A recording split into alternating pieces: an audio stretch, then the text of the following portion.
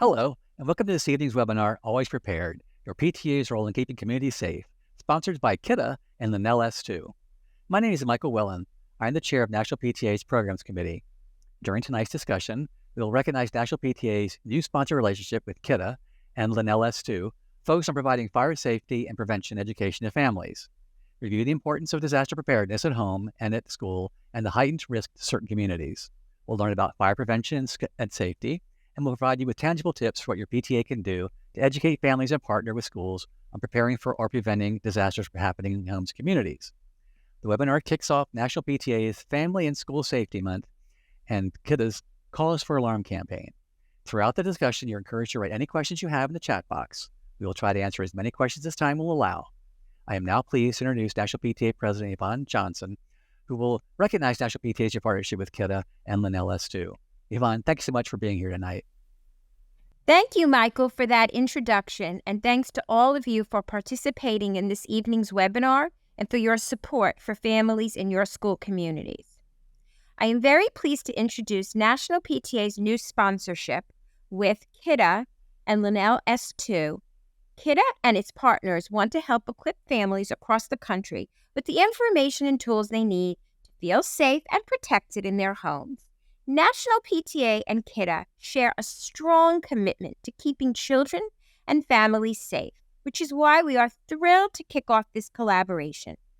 I would now like to introduce Yvonne Bonilla, the Director of Marketing Communications, Fire and Safety at Carrier. Yvonne, thank you so much for your support of National PTA, which allows us to do more meaningful work around fire safety and prevention, and for joining this webinar. Absolutely. Thank you, Yvonne. It's a pleasure to be here. Hello, everyone. Thanks for being with us today. As Yvonne said, my name is Yvonne Bonilla. I am the communications leader for KITA and Linnell S2, where safety is our top priority. Let's talk a little bit about statistics.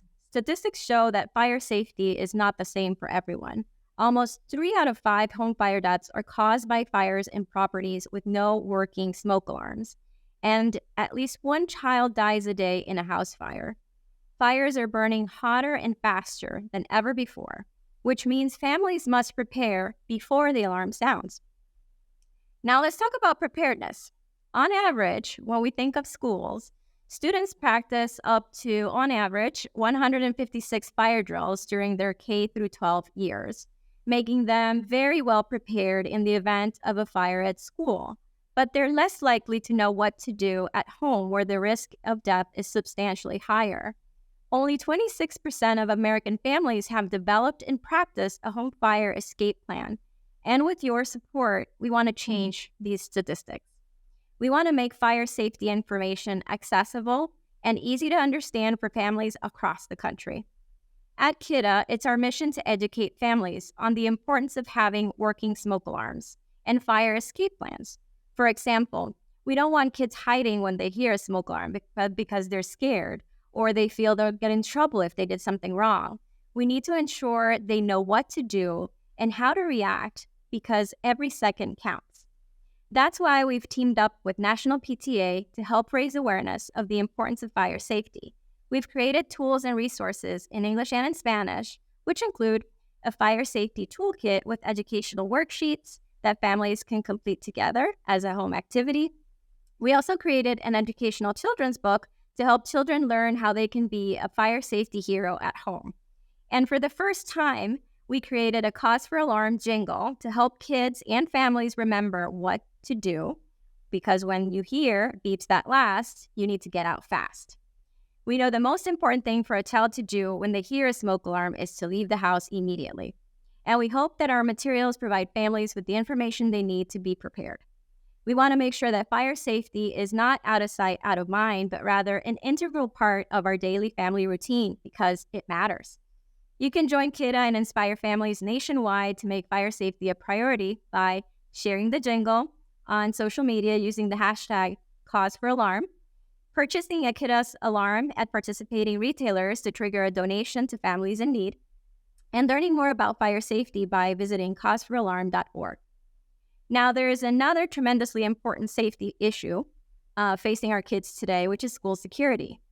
However, unlike with fire safety, there's limited regulation or resources provided to schools to help them further safeguard their facilities through building security measures.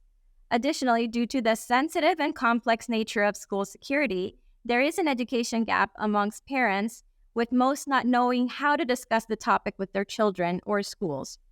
To help bridge that gap this fall, LS2 is joining forces with National PTA to help drive more impactful conversations about school security.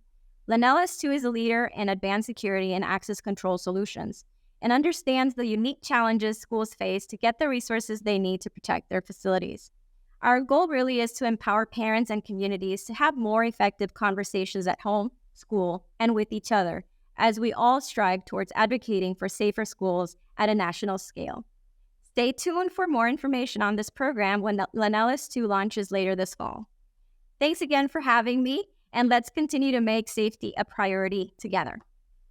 Thank you again, Yvonne and Yvonette, for participating in this webinar and for your support of PTAs. I would now like to introduce Lori Arnold-Ellis, Executive Director of the American Red Cross serving Greater Arkansas, who is going to discuss the importance of disaster preparedness at home and at school. Lori, thank you so much for your interest in speaking to our PTAs. I'll turn the discussion over to you now. Thanks, Michael, and thanks for that introduction. Hi, everybody. Yes, I am Lori. I do work for the Red Cross, but I am also a mother. I have 4 school-age children and 1 grown-up kid, and I'm really grateful for this opportunity to be able to talk to you about what the Red Cross does to prepare for and respond to disasters across this country. And more importantly, how you, as active members of your community already, are able to help share this information within your communities, and certainly to use this information within your own homes, just as Yvonette has just kind of talked about. So first of all, the Red Cross responds to all types of disasters, large and small, from those individual home fires and apartment fires to the large national, natural or weather-related events such as tornadoes, hurricanes, floods, wildfires, even earthquakes and volcanoes in certain areas of the country. We also do respond to mass casualty events, man-made disasters when we're asked to do so. That could include, train derailments or even school shootings or mass shootings. Though home fires are the most common disaster we respond to, we are going to let our friends over at Fairfax County Fire Department talk about fire safety. And I'm really going to focus today on these large-scale natural disasters. So helping people prepare for, respond to, and recover from disasters has been at the heart of the Red Cross mission since our foundation in 1881. The Red Cross, its first disaster response was to forest fires in Michigan, and we continue doing that today. However, the number of these weather-related disasters has been increasing year over year at a really alarming rate. Every day, the Red Cross sees the heartbreak that these disasters are causing families and communities who are trying to cope with these more intense and more frequent storms, heavier rainfall, higher temperatures, stronger and more frequent hurricanes, and these devastating wildfires. As an example, for the past several years in a row, I kept hearing the media and different people talk about unprecedented. I heard the word unprecedented over and over, used to describe the natural disasters we were facing, because every year it was unprecedented. It was getting worse and worse every year. And of course, it culminated in an unprecedented pandemic in the same year that we had an unprecedented numbers of hurricanes that hit the U.S. Made landfall in the U.S. These crises place and will continue to place unprecedented, I'm going to use that word again, burdens on our families and on the resilience of communities following a disaster. To put some stats into this and to really put it into perspective, already in 2023, the United States has experienced a record $23 billion disasters, and we still have 3 months of the year left. These included 2 flooding events, 18 severe storms, 1 tropical cyclone, and 1 wildfire, which of course we know is Hawaii and just happened, and a winter storm event. Overall, these events resulted in the deaths of 253 people, and they had significant economic impacts on the areas that were affected. I'm going to put that number into more perspective for you. 23 in 2023. In the 10 years between 1980 and 1989, there were a total of 33 for the entire decade. That was an average of 3 per year. So in the past 40 years, we've gone from an average of 3 major disasters a year to 23 this year. And just in case anyone's questioning that number, it is adjusted for inflation. So all of these events are on top of the extreme heat and having the hottest summer on record.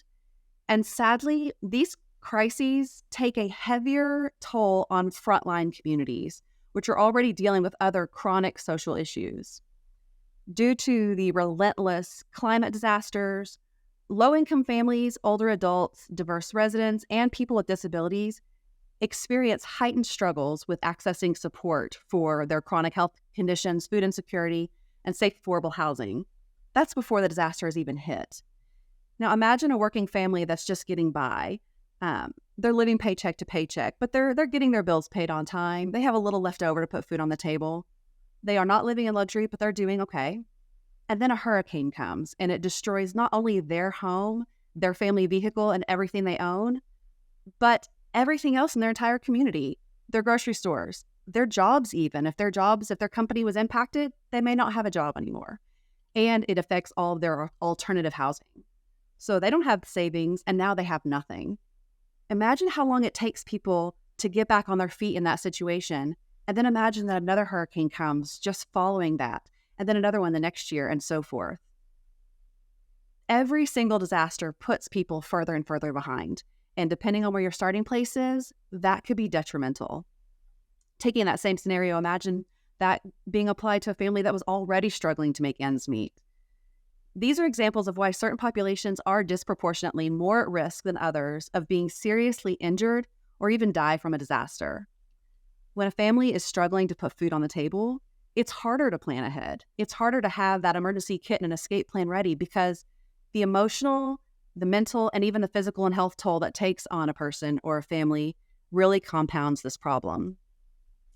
Many of you have probably heard of Maslow's hierarchy of needs.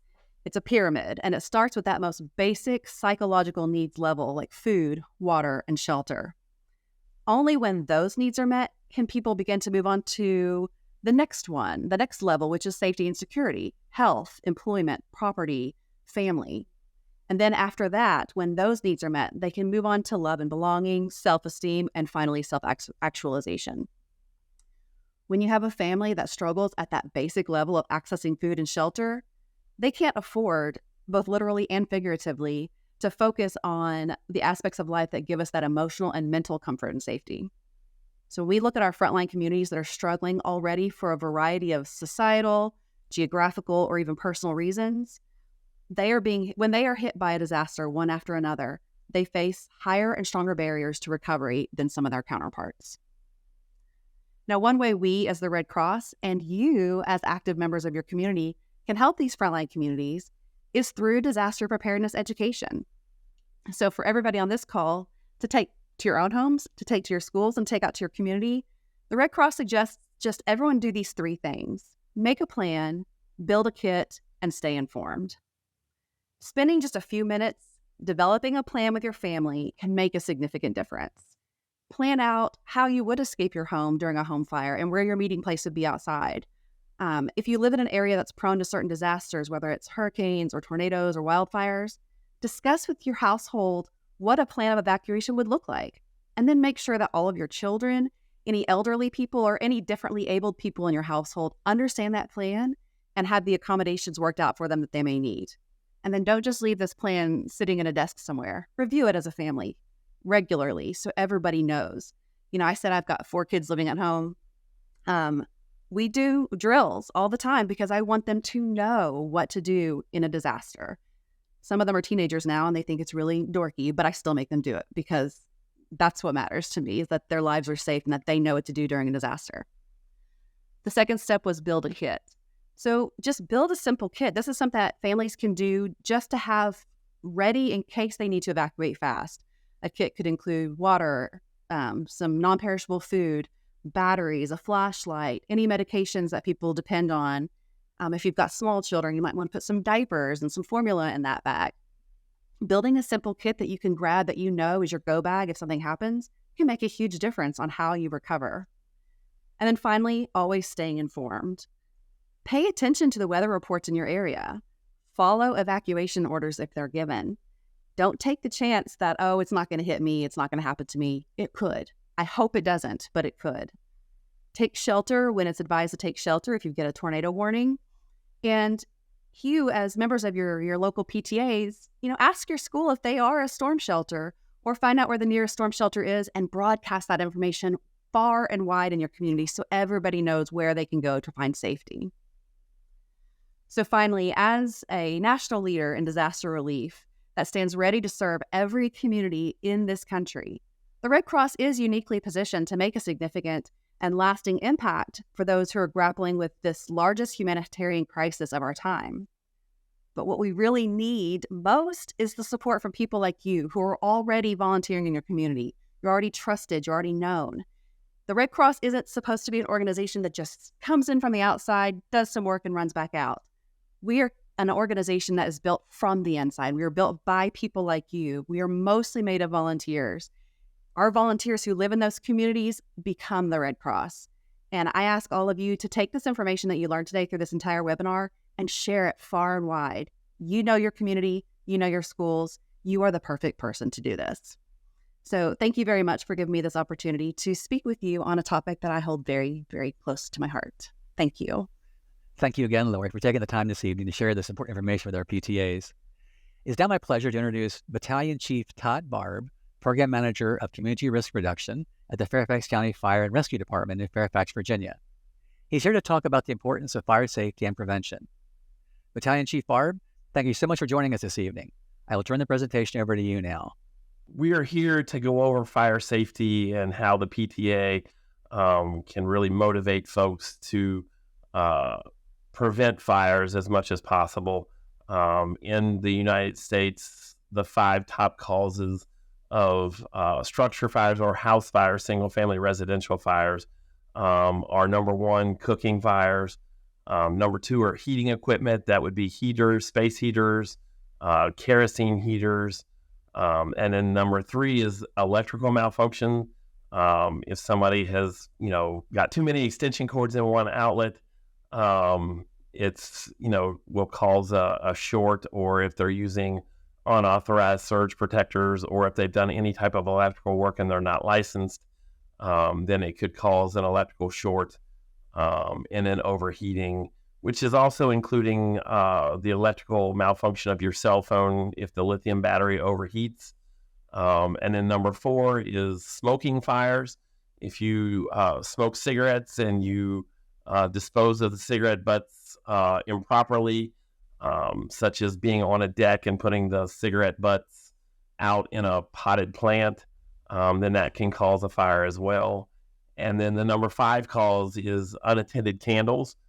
People like candles because they're relaxing, they are soothing, but people forget about the candle and then it burns down or it catches something in the near area on fire.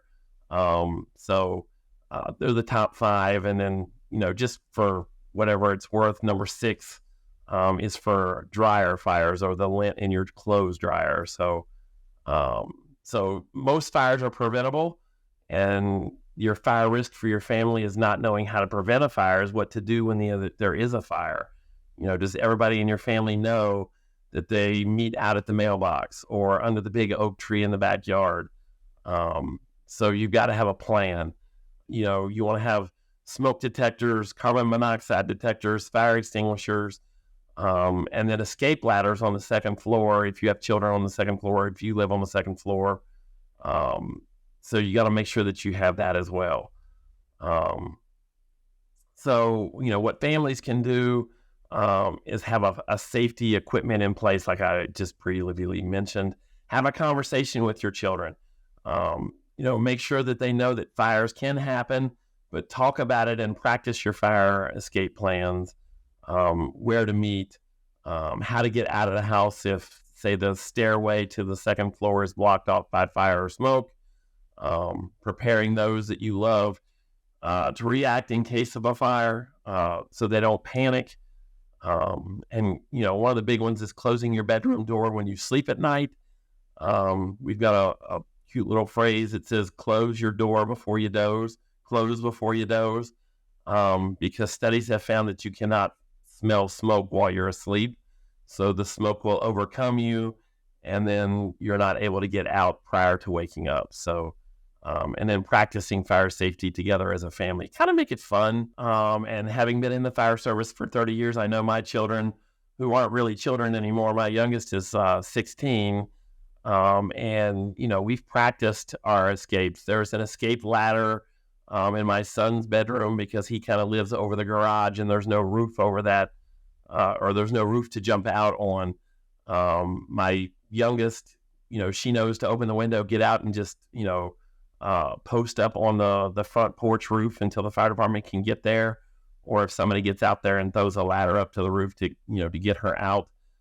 They know to try the door handle, feel the door. You want to sleep with your door closed, as I said, close before you doze.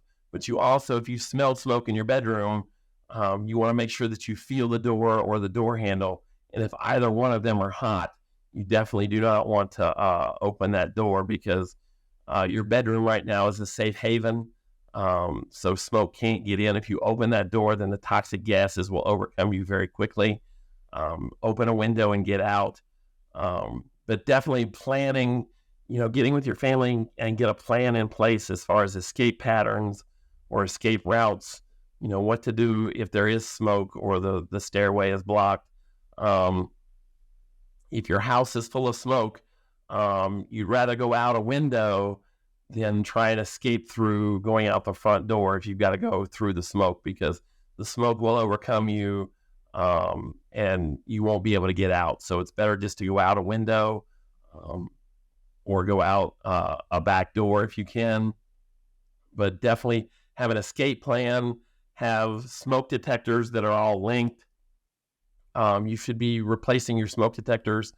Replace the smoke detector themselves at 10 years, because the photo cells and the current technology that's out there now, it's a 10-year lifespan on most fire alarms, or at least that's the national recommendation. And you want to have a sealed lithium battery smoke detector. It used to be that you changed your smoke alarm or your smoke detector batteries every 6 months when you changed your clocks. But now there's a 10-year sealed battery that you don't have to worry about those until the life of the smoke detector is over. And a lot of the new smoke detectors will chirp to let you know that the smoke detector is past its lifespan. It will just chirp. So definitely make sure that you have the 10-year lithium sealed battery. Have a smoke fire extinguisher, at least in the cooking area. I know I've got fire extinguishers in my garage. I've got one in the cooking area. And then I've got one in my bedroom, which is probably overkill just because I'm a firefighter. But you just got to make sure that you get out of the house, stay low, get out, go to the neighbor's house and call 911, or use your cell phone. You don't want to take your garden hose in to fight the fire, because you can't breathe through smoke. And once that cyanide gas and other toxins overcome you, then the fire department's going to have to come in looking for you. So once you get out, stay out, and let the fire department get there with their self-contained breathing apparatus to look for anybody that hasn't gotten out, or to possibly find any pets that haven't gotten out. That's the biggest thing that that I can get you to do, is come up with a plan, practice it. You can get the house plans, or it's a grid from your national PTA that you can draw your house, or at least a picture of your house, and how to escape, because there's a back door, a front door. If it means getting out of your second floor just on a roof of the front porch, or having a ladder in place to get out so you don't have to go down the steps, because a large portion of the fires, it's not the fire that kills people. It's the products of combustion, the smoke and the cyanide gas and the poison that you inhale, and you become unconscious and you don't make it out. So definitely practice your fire safety programs with your families. Fire safety month is coming up this year in October, and get out to your local firehouse and get the information you can get from them. as far as cooking fires, extinguishing them as well. But definitely get out for Fire Safety Week. That's the week of October 14th. And a lot of the fire departments have programs in Fairfax County. We've got a program at every firehouse. The doors are open. You can come out and visit a firehouse on October the 14th. Meet your local firefighters. Thank you again, Battalion Chief Barb, for participating in this webinar to speak about this important topic. What a pleasure it's been to have both you and Lori speak directly to our PTA leaders this evening. I would like now to pose 2 questions to each of you. As you know, the participants in this webinar are PTA leaders, parents, grandparents, and caregivers who volunteer their time to run PTAs in their local communities. Our PTA members are important partners to our schools and are often on the front lines engaging and educating families around a variety of topics. PTAs and families also inform much of the work that schools do. My first question is, what tips do each of you have for what your PTA can do to educate families and partner with schools on preparing for or preventing disasters from happening in homes and communities? Lori, I'll start with you. Okay. So tips I have is get trained yourself and pass this information on. The Red Cross does offer free training in all of our youth preparedness and community preparedness programs that bring disaster-related preparedness education to all age groups. So right down to the kindergarten or even preschool level with our Prepare with Pedro project, all the way up to, work that we can do in senior centers. Reach out to your local Red Cross and get trained. These are free trainings. They don't take very long. And then you yourself can go out and teach the youth in your schools or the adults in your community on disaster preparedness. Again, you're the trusted people. You're the ones I know. You're the best people to take this information out there. And if maybe you think, I'm not much of a presenter, you can invite the experts into your schools and into your communities to teach a class. Fire departments, emergency managers, law enforcement, and of course the Red Cross, we're all more than willing to come and speak to your students or speak to your community and families on this topic of preparedness. Again, I'd like to say reiterating planning and pre-planning. The fire department goes out to a structure in their first due or in their local area, and they'll pre-plan what they're going to do if that building catches on fire as far as extinguishing. Well, families should have that same plan in place as far as an escape plan, where to meet. So the PTAs can definitely get with their local fire departments. Fairfax County has a large life safety education program that goes out to the schools at the kindergarten level and the 2nd and 3rd grade levels, and do our own education processes.